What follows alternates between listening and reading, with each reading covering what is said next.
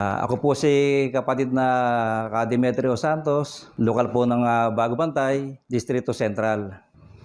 At sa ngayon po, dahil ako nagretiro na sa kumpanya, ang aking pong hanabuhay ngayon ay van rental since 2004 po hanggang ngayon po, andun po yung aking negosyo.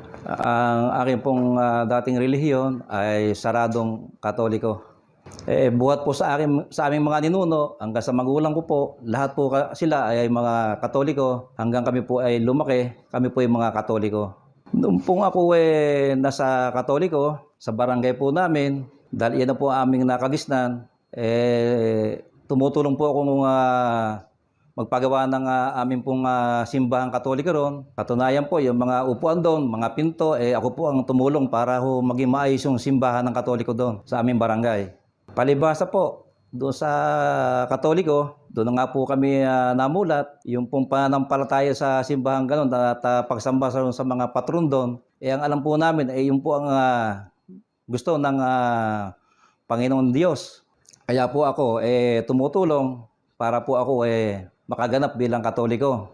Taong 2002, nagretiro na po sa kumpanya. Akin pong naging kasama ay si David de la Cruz. Dahil nagnegosyo po ako ng van rental, saka terminal ng mga van.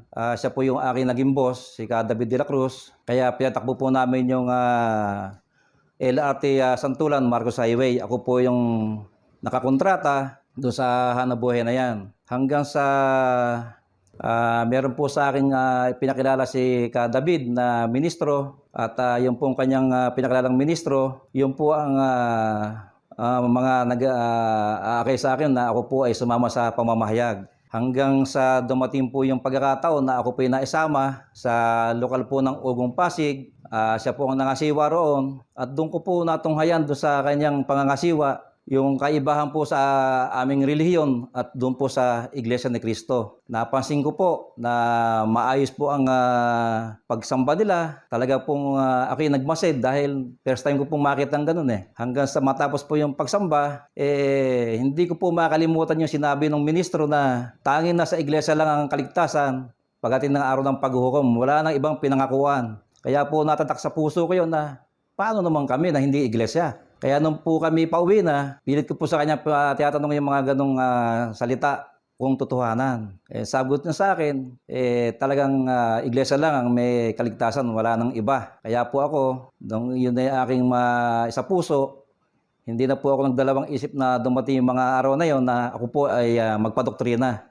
Na ako po ay madoktrina, akin pong tinapos yung 25 na lesson, pati na po yung pagsubok na 50 ang pagsamba na dire-diretso, talaga pong akin pong tinapos dire-diretso yun.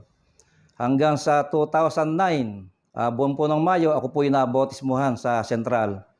Tungkol po doon sa aking pag-iiglesia, una pong sa akin umusig ay ang aking magulang. Nang salita po niya, anak, pag itinuloy mo yung pag-iiglesia mo, kalimutan mo na ako na bilang magulang mo. Dahil kung saan tayo naging tao, huwag tayo magpapalit ng relihiyon dahil masama iyon. Ang akin naman sagot sa aking magulang, bagamat siya ginagalang ko bilang magulang, inang, yung pupuntahan ko po ito po yung sa akin ay magliligtas. Kaya sana dumating ang araw na pati po kayo maisama ko rito dahil ito po yung talagang tamang pananampalataya. Nung pong ako ganap na maging iglesia, yung pong mga dati ko pong mga gawain na labag sa tamang pananampalataya, lahat po na yun ay akin pong nawala na pong lahat yon. Kaya nung makapansin po ng aking asawa, pati na rin po siya at saka yung aking mga anak ay nagpadoktrina na rin. Dahil napansin nila na ang kanyang asawa at saka yung aking mga anak, yung kanyang tatay o daddy, nagbago ng malaki. At umabot po sa akin nung ganap ng maging iglesia sa pamilya ko, pati na rin po yung aking mga kapatid, yung aking kuya, yung sumunod sa kuya ko, 3 kong kapatid. Napag-iglesia ko na rin po, pati pamilya, mga anak. At saka talaga napakabiyaya po sa amin yung amin pong pagiging iglesia. Kumpara po nung sa dati, Puro po wala pong napupuntang mabuti yung amin pong kinikita. Ano man po aking hilingin, nararamdaman ko na ibinibigay po ng Diyos lahat. Doon ko po nasumpungan na sundin mo lang ang aral sa iglesia at ang iyong sambahayan ay lahat ay matuwid. Ibig sabihin, lahat ay sumusunod. Wala pong imposible na lahat po talagang ibibigay po ng Diyos, Ama.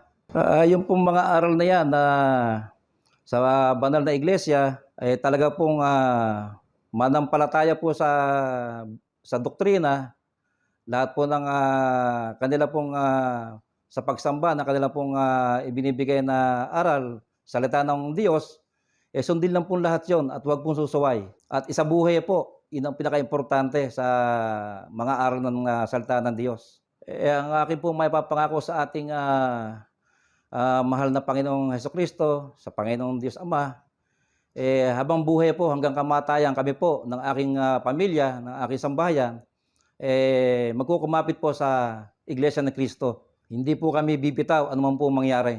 Ako po ay talagang nagpapatotoo sa inyo na dati nasa ibang pananampalataya ko, pero ngayon nandito na po ako sa maayos na pananampalataya na isang Iglesia ni Cristo na matuwid at talagang nananampalataya na magkakaroon po ng kaligtasan sa araw po ng paghuhukom. Sa bayang banal po, meron po tayong lulugaran pagka tayo na sa Iglesia ni Cristo.